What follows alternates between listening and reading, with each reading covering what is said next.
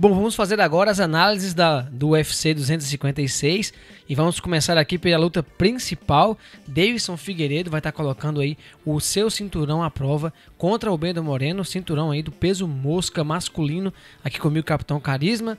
Antes de você ouvir aqui a nossa análise, não se esqueça de se inscrever no nosso canal, ativar o sininho para receber as notificações. E lembrando, pessoal, que na descrição tem um link em nossas redes sociais, Facebook, Instagram e também o nosso grupo do Telegram. Tá valendo a pena participar, muita gente o dia todo falando de MMA. A gente quer desculpar com vocês aí pelo horário que tá saindo essas lutas, mas a gente sempre cumpre os nossos cronogramas aqui com vocês. A gente vai estar cumprindo aqui mais uma vez. Capitão Carisma, Deiveson Figueiredo, aí a bola da vez, acho que o maior nome masculino do MMA nacional, vai estar disputando aí, colocando a prova aí o seu cinturão novamente, agora contra o Brandon Moreno. O que você achou ontem da pesagem? Como é que você viu aí o Deiveson para essa luta? Bom, assim, né?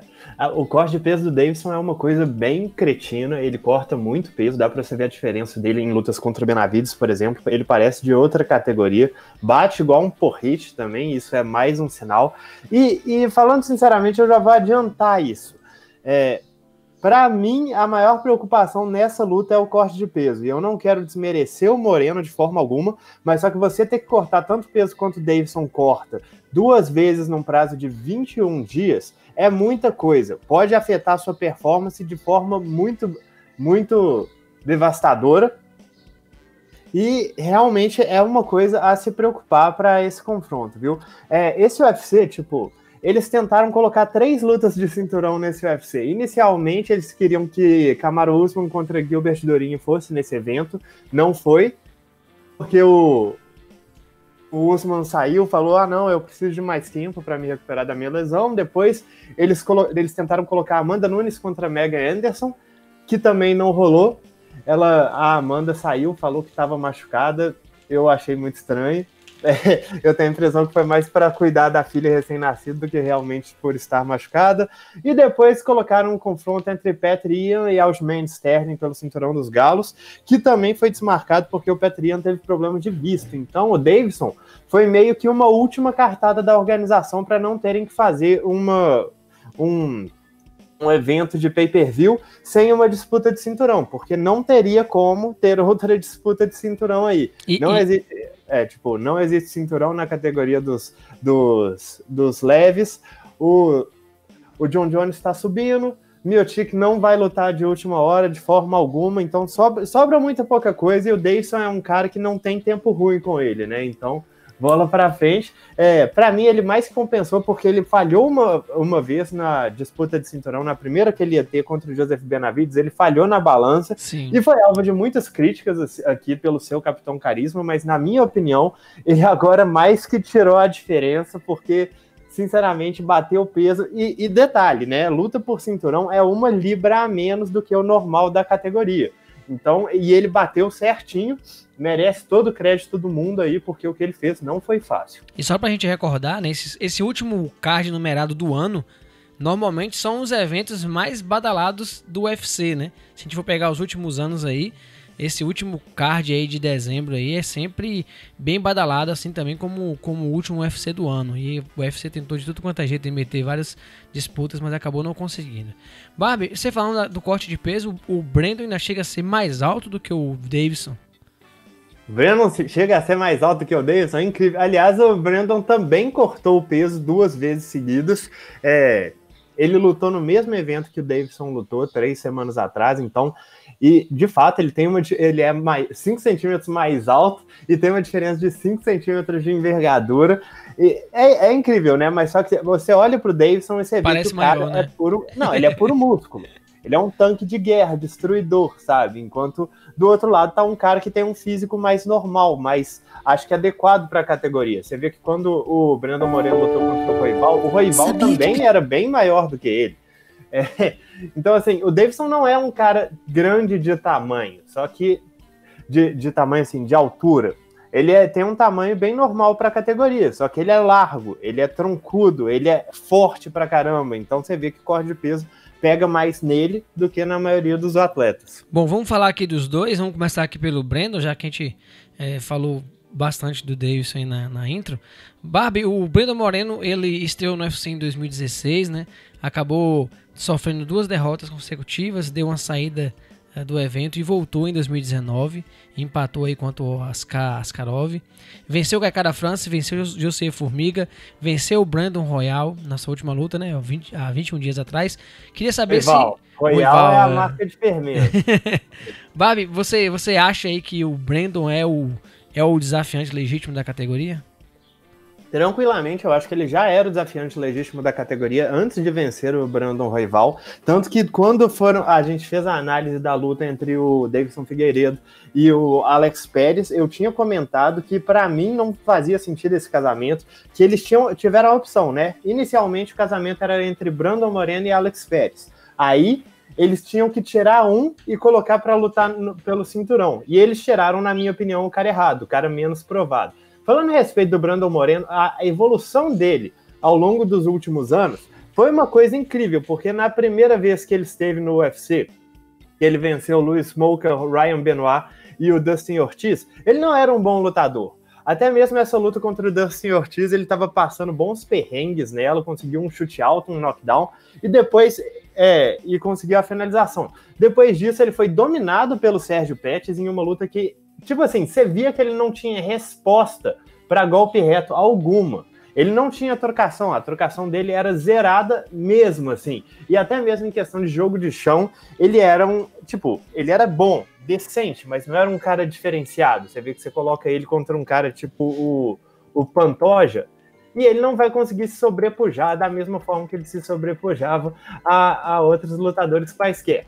Aí ele saiu do UFC e voltou com esse empate em cima do Askar Askarov, que também estava estreando. E esse foi um empate, tipo assim, a gente já comenta que existe esse tipo de luta dentro do UFC, onde 2 caras que vêm futuramente a ser top 5 se enfrentam muito cedo na carreira deles, né? Foi o caso tipo do Marvin Vettori e do Israel Adesanya. Marvin Vettori que lutou e se tornou top 5 no último final de semana. Foi o caso do Curtis Blades contra o Francis Ngannou. E foi o caso do Brandon Moreno contra o Askar Askarov. Então, quando eles estrearam e empataram, todo mundo ficou, esses dois aí. Mas só que aí os caras foram batendo todo mundo depois que eles foram enfrentando e se tornaram top 5 legítimos da categoria.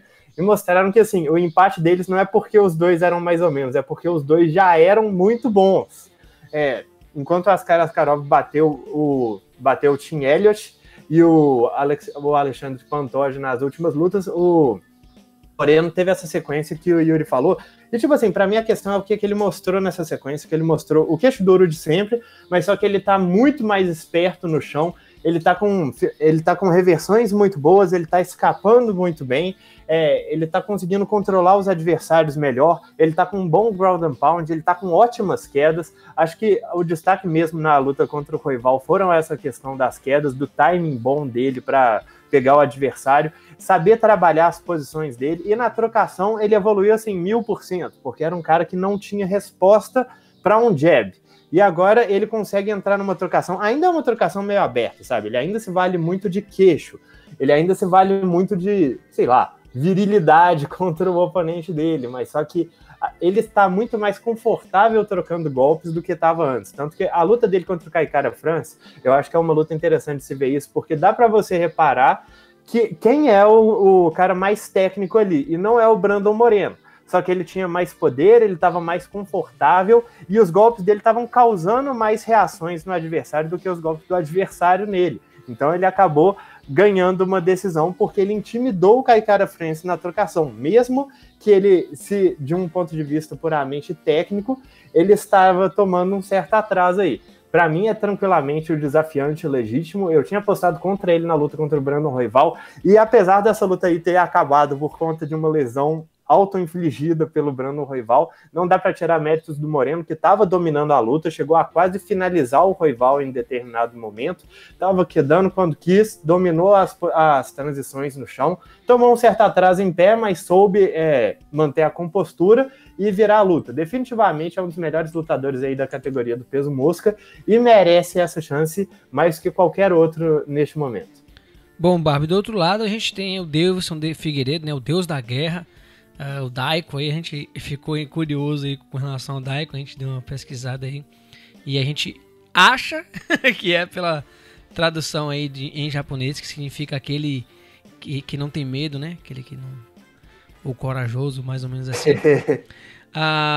Barbie, Davidson Figueiredo aí, a gente comentou há poucos dias dele aqui, mas a única derrota dele foi para o Jussier Formiga em 2019, né? E a gente viu uma evolução absurda do Davidson de lá para cá. Estaria aí com um cartel de 21-0, Barbie, um cartel impressionante aí, se tivesse batido o Jussier Formiga. Mas tá aí campeão absoluto da categoria, já defendeu o seu cinturão 2 vezes e tá indo para a terceira defesa de cinturão. O que a gente pode esperar do Davidson Figueiredo? Acho que o nosso maior medo com relação... medo assim, o receio da gente com relação ao Davidson para essa luta era justamente o corte de peso, mas ontem bateu o peso tranquilamente os dois atletas. Barbie, só comparando a idade aqui, o Davidson é 5 anos mais velho, né, que o Brandon Moreno. E o que a gente pode esperar do Davidson aí? Como é que você acha que o Davidson vai vir para essa luta? Assim, em relação a essa questão da invencibilidade, se você acompanha o canal há um tempo, você já sabe que eu não dou a mínima para esse tipo de coisa. Eu acredito que MMA, como qualquer outro esporte de luta, são um esporte de conquista.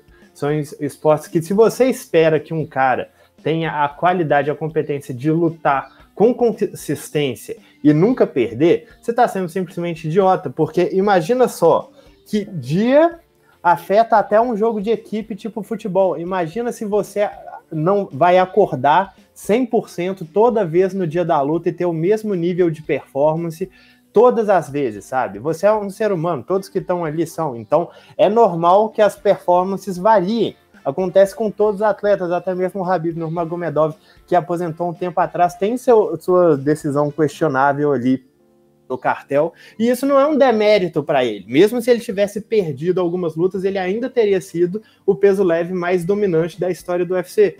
É irrelevante para mim essa questão de invencibilidade, só fica bonitinho no cartel. É basicamente isso.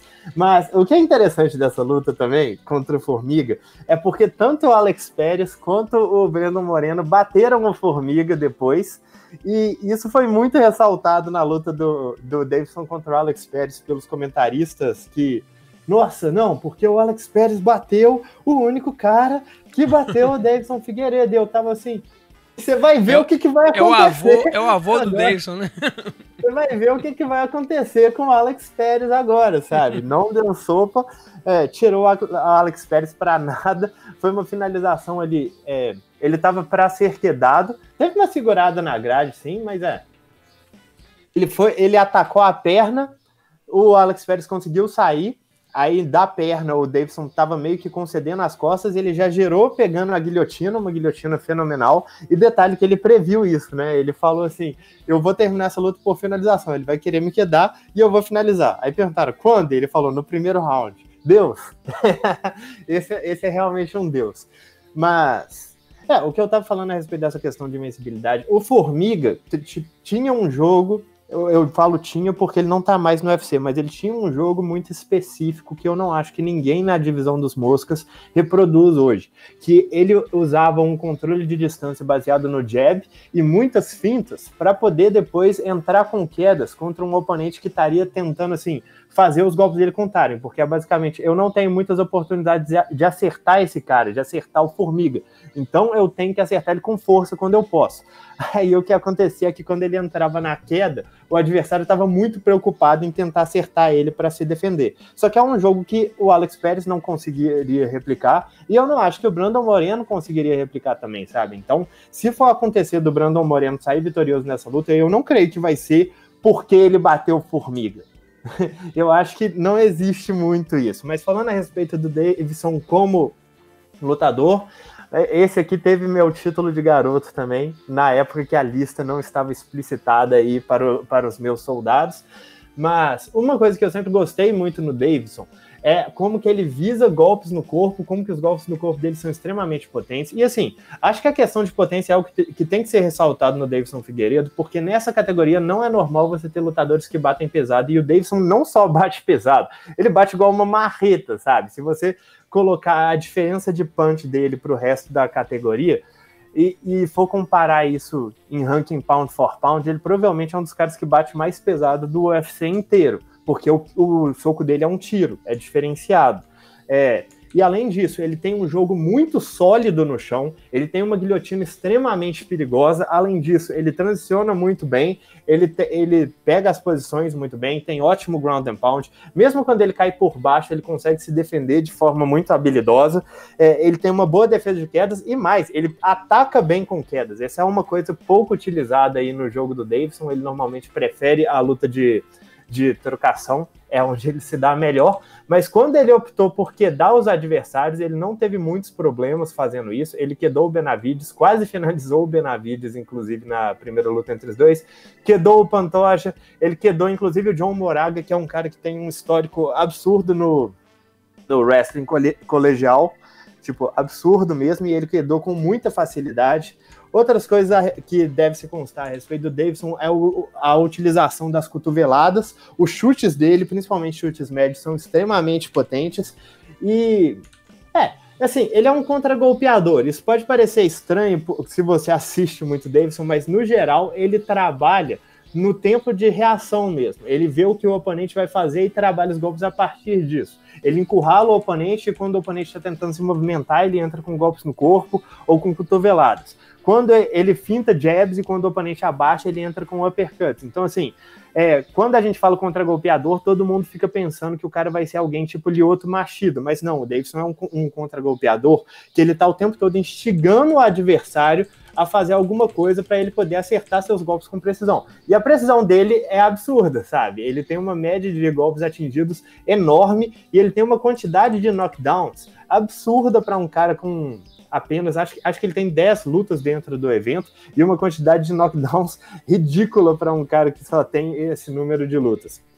É um cara realmente meio pacote completo. Quando a gente vê um cara tipo Deiveson, ainda mais considerando a única derrota dele contra o Formiga, a gente tem essa expectativa de que ele vai ter meio esse estereótipo brasileiro de um cara que vai trocar muito bem, mas vai acabar cedendo a ser amarrado no chão. Só que o jogo dele, mesmo por baixo, é de altíssima qualidade. Claro que eu advogo contra o adversário, o lutador puxar o oponente para a guilhotina, só que o Deiveson já fez isso e já se deu bem fazendo isso. De preferência, eu preferiria que ele defendesse quedas e continuasse na trocação, só que ele é muito seguro na guilhotina dele, e mesmo que a guilhotina não pegue, ele consegue se levantar muito bem. Ele tem um gás bom, eu não acho que o gás dele seja diferenciado para essa categoria, não acho que ele é um cara que consegue trabalhar no volume, por exemplo, do Brandon Moreno, sem se cansar ao longo de 3 ou 5 rounds, mas é um gás decente. Se ele não for forçado a trabalhar num ritmo muito absurdo, ele consegue se sustentar bem tranquilo. Agora, uma coisa que a gente consta aqui, por exemplo, a primeira luta dele contra o Benavidez, ele tentou metade dos golpes do adversário e acertou metade dos golpes do adversário também. Ele tem essa questão defensiva que eu sempre ressalto aqui, que ele muitas vezes gira o rosto na direção oposta que o golpe está vindo, né? Então, se o golpe está vindo pela direita, ele gira se o golpe está vindo pela esquerda, ele gira o rosto para a direita, para tirar um pouco do impacto. E isso funciona muito bem. Mas, ao mesmo tempo, a impressão que dá é que ele tá simplesmente ignorando o golpe, sabe? Se pegar, pegou. E é essa cara meio poker face, dá pra gente a impressão que os golpes não estão acertando. Era algo que o Anderson Silva fazia muito. Ele tava tomando os golpes, só que como os golpes não pareciam ter dano, a gente esquecia que os golpes tinham acontecido. Isso é engraçado, mas isso realmente funciona. Igual eu falei, o primeiro round da luta dele contra o Benavidez, acho que a maioria das pessoas deu pro Deiveson, mesmo que ele tenha acertado metade dos golpes. E agora a questão aí é o poder de definição que ele tem, né? Porque ele nocauteou o Benavidez na primeira luta, só que o que ele fez na segunda luta, potencialmente estava rumando para ser o primeiro round 10-6 que eu vi na história do UFC. Porque tudo que ele acertava, o Benavidez estava caindo. Todos os golpes em pé o Benavidez sentia, foram várias finalizações que quase pegaram, até que eventualmente uma pegou e causou o fim da luta. Enfim, deve ser um cara extremamente letal, talvez seja o peso mosca mais letal da história, muito técnico em pé, muito técnico no chão. Não é um lutador perfeito, ele tem diversos defeitos, principalmente nessa parte defensiva, talvez nessa parte de falta de volume também. Só que para a categoria que ele tá, as qualidades dele são extremamente diferenciadas. Extremamente. Bom, Barbinho, eu já vou deixar aqui já meu voto aqui no Davidson. Para mim é um favorito para essa luta. Se tudo ocorrer bem, de forma tranquila, ele vence o Pedro Moreno. Vou pedir já o palpite do Barbie, mas antes, você chegou até aqui, tá gostando do nosso vídeo, não esquece de deixar o seu like, ajuda a gente aí, faz nosso vídeo chegar ao maior número de pessoas possíveis. Capitão, como é que você acha que essa luta vai desenrolar e para quem vai o seu favoritismo? Quem você acha que vai vencer esse combate? Assim, eu acredito, igual eu falei, eu não quero desrespeitar o Brandon Moreno falando isso, mas para mim o perigo real aqui é que o corte de peso afete diretamente a performance do Davidson. E essa é uma possibilidade muito real. Eu não tô falando que ele só perde se isso acontecer, ele só perde se a gente vê que ele não tá aguentando 2 minutos de luta sem cansar. Mas só que o corte de peso pode te afetar de diversas formas. E se ele tirar um pouco do poder de nocaute ou dos reflexos do Davidson, pode ser o que baste para ele perder. Eu, sinceramente, não gosto quando o lutador tem que voltar nessa velocidade, igual aconteceu. Eu não acho que seja um negócio bom para o Davidson, mas a gente tem que lidar com o que está acontecendo. Falando de um ponto de vista técnico, eu acredito que o volume do Moreno, o fato dele entrar com muitos golpes, mas entrar muito aberto, é meio que um prato cheio para o Davidson acertar os contragolpes dele. Eu acredito, e eu vou até dar uma conferida nisso aqui antes de falar uma besteira. O Moreno nunca foi nocauteado ou finalizado na carreira dele. Eu, pra ser sincero, não me lembro dele sentindo um golpe. Então, e tipo assim, uma coisa que tem que constar, você não ser nocauteado ou finalizado na carreira é bem diferente de você não ser nocauteado ou finalizado pelo Davidson, que é potencialmente o peso mosca mais letal da história dos pesos mosca, sabe? Mas só que dá pra ver que o cara tem queixo, dá pra ver que o cara é arisco no chão, ele tem muita resistência física também, mas só que eu acho que essa questão do volume de golpes dele vai ser um prato cheio pro Davidson contra-golpear com os uppercuts dele, contra-golpear com os golpes no corpo, com os chutes. Eu acho que pro Moreno é mais interessante ele vir com uma estratégia de trabalhar com volume, mas também entrar em quedas, tentar gastar o gás do Davidson o máximo que ele puder, tentar travar a luta no chão, pelo menos pelos primeiros rounds, para começar a trabalhar com mais volume, quando o risco imediato de ser nocauteado estiver um pouco menor. E para o Davidson, eu acho que é uma questão de manter a luta em pé, conseguir trabalhar os golpes dele, se impor fisicamente para cima do Moreno, fazer o Moreno sentir um golpe, eu acho que é uma coisa meio crucial. Eu sempre coloco aqui que você tem que colocar respeito na cabeça do adversário, e o Moreno, ele tem pouquíssimo respeito pelo que vem do outro lado. Eu acho que é uma das coisas que está fazendo ele se destacar na categoria, é o fato que ele não pensa 2 vezes antes de entrar com uma combinação de golpes. Se ele for atingido, tudo bem, mas ele está te atingindo mais. O Davidson tem que fazer o Moreno pensar, eu não posso ser atingido entrando com essas combinações, sabe? Ele tem que trabalhar os golpes no corpo, tem que fazer o Moreno trabalhar mais no ritmo dele. Se a luta for pro chão, eu acho que o mais interessante é que o Davidson não tente emparelhar em questão de transições com o Moreno, que também é um cara extremamente arisco no chão. Eu não acho que ele fique devendo muita coisa para caras como Benavides ou Formiga no quesito. Claro que o Formiga se estabiliza melhor posições, mas só que pro Davidson não é interessante ficar nesse jogo de rola. Eu acho que pro Davidson a luta é em pé, onde ele pode trabalhar bem seus golpes, e o meu palpite vai no Davidson Figueiredo para conseguir essa vitória. Eu só espero realmente que essa questão do peso não afete ele muito diretamente. Bom, pessoal, tá aqui a nossa análise. Se você concorda com o capitão, deixe seu comentário. Se discorda também, deixe aqui para quem vai a sua torcida, o seu palpite aí. E não se esquece de deixar o seu like aí se você gostou do vídeo. E até a nossa próxima análise.